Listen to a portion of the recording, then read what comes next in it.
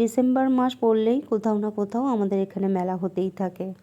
আমাদের এখানে 3 জায়গায় এখন মেলা হচ্ছে, বই মেলা, খাদ্য মেলা আর এই শ্রীভূমিতে ক্রিসমাসের দিন থেকে মেলা বসে। এই মেলাটা বেশ বড়সড় মেলা হয় আর এই মেলাতে সব কিছু জিনিস বসে।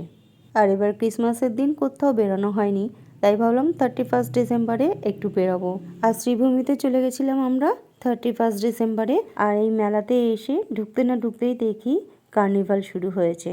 31 ডিসেম্বরেই মেলা শেষ দিন ছিল। বেশ ভালো লাগছিল এই ছোট ছোট মেয়েদের নাচগুলো দেখতে। আমি একটু ভিডিওটা ফাস্ট করে দিয়েছি বলে তাই এমন লাগছে। ওদের ড্রেসটা এত সুন্দর ছিল, একদম পরীদের মতো লাগছিল ওদেরকে। দেখতে বেশ ভালো লাগছিল, তাই ভিডিও করে রেখেছিলাম তোমাদের সাথে শেয়ার করব বলে। পেছনে বাজনা বাজছে আর আমি সেটা মিউট করে দিয়েছি, কোন গানে কপিরাইট দিয়ে দেবে বোঝা ভারী মুশকিল। আর এই রাস্তাটার দুই ধার দিয়ে প্রচুর জিনিস বসেছে মেলাতে। শ্রীভূমি থেকে শুরু করে প্রায় উল্টোডাঙার কাছাকাছি মেলাটা বসেছে। এই মেলাটা এতটাই বড় হয়। পেছনে একটা ঘোড়ার গাড়ি তোমরা দেখতে পারবে এক্ষুনি, এই যে ওরা চলে যাচ্ছে। আর এই দেখো ঘোড়ার গাড়ি আসছে আর ঘোড়ার গাড়িতে বসে আছে সান্তা দাদু। এত সুন্দর লাইটিং করে, পুরো পুজো পুজো মনে হয়, এত ভালো লাগে দেখতে। প্রায় 2-3 বছর ধরে ক্রিসমাসের আগে পার্ক স্ট্রিটে যেতাম, তো এইবার আর যাইনি। এইবার তো মনে হয় 1 সপ্তাহ আগে থেকেই এতটাই ভিড় আর যেতেও ইচ্ছা করছিল না। আর এখন যাওয়ার দরকারও পড়ে না, আমাদের এই সামনে শ্রীভূমিতে এত সুন্দর লাইটিং করে। আর এই মেলাতেই সব কিছু পাওয়া যায়, কত কত রকমের খাবার বসে। এখানে ফাংশন হচ্ছে, একজন বাউল গান করছিলেন, আমি ওনার নামটা ঠিক বলতে পারছি না।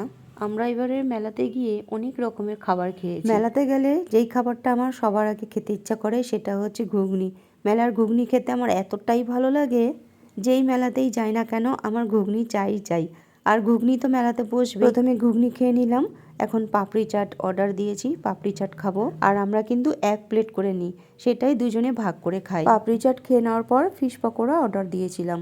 একদম গরম গরম ফিশ পকোড়াটা কাসুন্দির সাথে দারুণ লাগছিল খেতে। এরপর আলু ভাজা নিয়ে নিলাম, আর আলু ভাজাটা একটু বেশ মুচমুচে ছিল, তাই ভালো লাগছিল খেতে। আর এখান থেকে ঠাকুরের আসনগুলোও কিনে নিলাম। এখন একটা আইসক্রিম খেয়ে নেব। এটা ছিল মকটেল আইসক্রিম। শীতের মধ্যেও আমি আইসক্রিম খেয়েছি।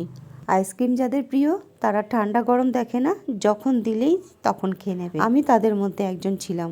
আর মোমো তো আমাকে খেতেই হবে। সারা মেলাতে খুঁজলাম চিজ আর পনির মোমো খাবো বলে, পেলাম না, লাস্টে ভেজ মোমো খেতে হলো। এবার মোমো খেয়ে বাড়ি যাব।